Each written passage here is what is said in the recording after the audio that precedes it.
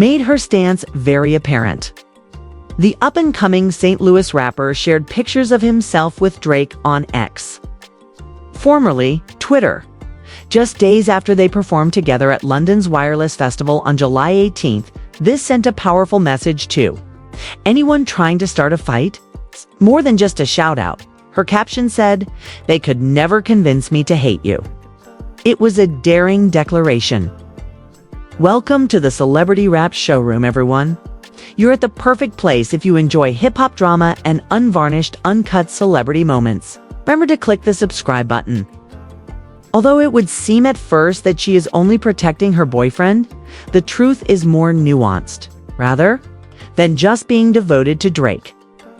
Sexyy Red and Drake's relationship is based on respect for one another and innovative cooperation. Their collaborations transcend the conventional guest and main act roles, as evidenced by the songs You, My, Everything, and Rich Baby Daddy featuring Essa Rich Baby. Rich Baby Daddy is a song that hits hard because of the way that Drake's suave voice and Sexyy Red's ferocious lyrics mesh over a dark beat. They traded jokes in interviews, watched each other's videos, and even traveled with Drake's attractive opening act on a few dates of his.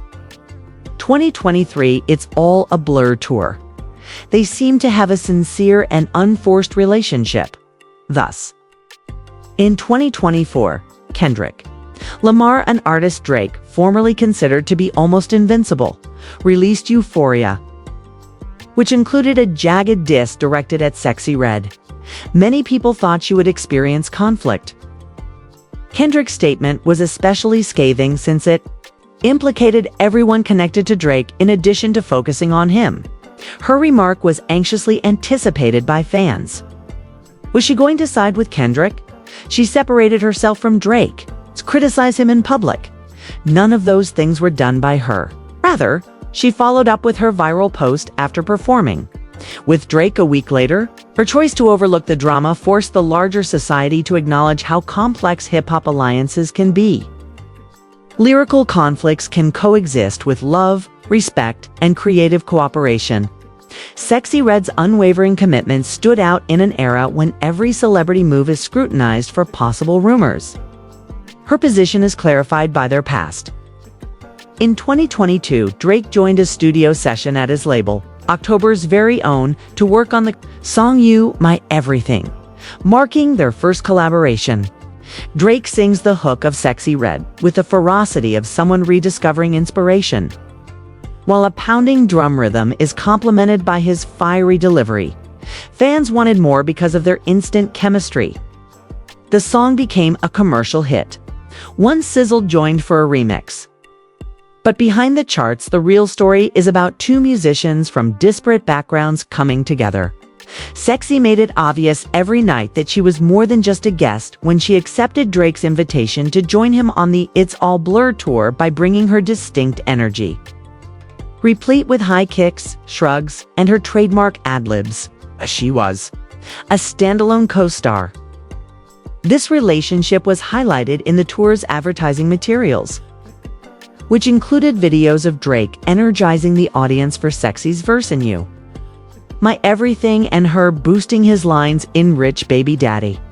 They arrived together on the red carpet wearing matching outfits, pointing at one another and laughing while the cameras flashed. Kendrick then released his diss song. Euphoria wasn't meant as a lighthearted jab. Sexy's name was brought up as collateral damage in a full-scale assault on Drake's professional and personal lives.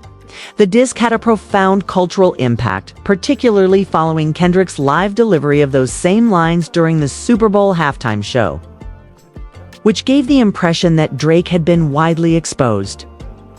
Everyone who has ever matched their ingenuity with his felt the effects. Fans were wrong to assume that Sexyy would turn away.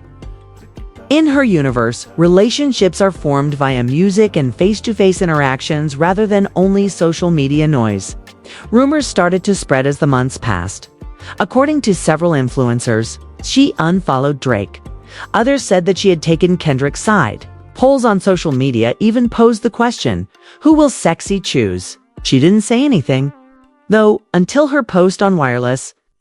in which she reminded followers that loyalty and relationships are complicated and essentially destroyed the notion that she had to choose a side. And then there was the SZA situation. Together, the two musicians created Rich Baby Daddy, demonstrating female unity in a genre that is dominated by men.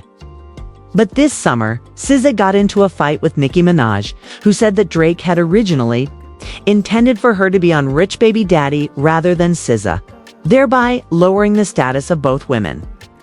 During the turmoil, rumors circulated that Drake had unfollowed SZA on social media, raising the possibility of a long-term breakup.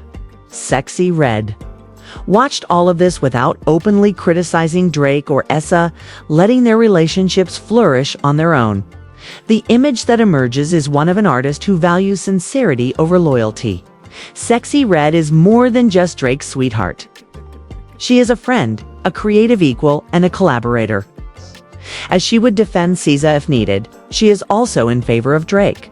She is not blindly loyal. It's about respecting the relationships she has built with each of the artists in her social circle. It's critical to acknowledge how unusual this strategy is in the current hip-hop landscape. Diss songs frequently spark heated public debates, social media hysteria, and swift coalitions that are established with just a retweet. Fearing that they may lose sponsorships or alienate certain segments of their audience, many artists feel pressured to choose a side by record labels and fan bases. Sexyy Red, on the other hand, refuses to allow either of the two prominent figures to affect her feelings. She chooses intricacy over a straightforward story. Her stance also makes one. Consider the nature of conflict in music. Are differences over art becoming personal grievances? Is it possible for two artists to fight about rap without including their friends and coworkers in the conflict? Sexyy Red's decision to not hold resentment toward Drake raises the possibility. She suggests that not all facets of culture need to be affected by a music rivalry. While working with another artist, one might engage in poetic competition with them. This perspective of thinking contradicts the win-lose attitude that frequently permeates rap competitions. Furthermore, this theoretical, rejecting this win-lose mentality in real life might result in surprising partnerships. What if more artists adopted Sexy's strategy of openly collaborating with one peer while lyrically sparring with another? We could witness supergroup tours, in which rappers known for their feuds perform together, and remixes of diss tracks with artists from various backgrounds. Relying on audiences to distinguish between personal strife and artistic expression. This notion is encouraged by Sexyy Red's position. Naturally, not everyone will concur. While some think her decision undercuts Kendrick's indisputable brilliance, others see her admiration for Drake as a means of promoting a well-known artist at the expense of up-and-coming talent. Even still, her argument is highlighted by this critique. It is possible to value both viewpoints. Drake's melodic style and Kendrick's lyrical genius can both be appreciated. They do not preclude one another. In interviews, Drake has praised Sexyy Red's stage presence, self-assurance, and capacity to excite an audience. Fans are moved by their regard for one another. Audience members caught a glimpse of Drake and SZA exchanging high fives backstage during the It's All a Blur tour. There were no staged interactions or pre-arranged interactions, just the performers having fun together. This genuineness is clear. Their live performance at Wireless felt impromptu and intense because of this. Drake offered captivating call-in response. Melodies as Sexy performed, the excitement came from a sincere connection rather than from ornate staging or fireworks. Her subsequent social media post strengthened this connection and extended it beyond the event. In the future, other artists might be motivated by this mindset. Negotiating their personal networks of connections opens a door for a hip-hop culture that is less combative and more flexible. One in which cooperation is valued over conflict and allegiance is personal rather than political. Sexyy Red serves as a reminder that there is room between the extremes during a period when fans are calling for either unity or rivalry. She did more than simply defend Drake that weekend when she posted the remark, "They could never convince me to hate you." For artists that don't want to be limited by labels, she established a platform. She urged audiences to understand the difference between true friendship and poetic rivalry. She did this to demonstrate her own power, voice, judgment, and artistic ability. Sexyy Red's declaration is a subtly revolutionary move in a year full of public disputes, social media debates, and disrecordings. It highlights that being loyal is more than merely checking a box. It's a decision shaped more by individual experiences than by external influences.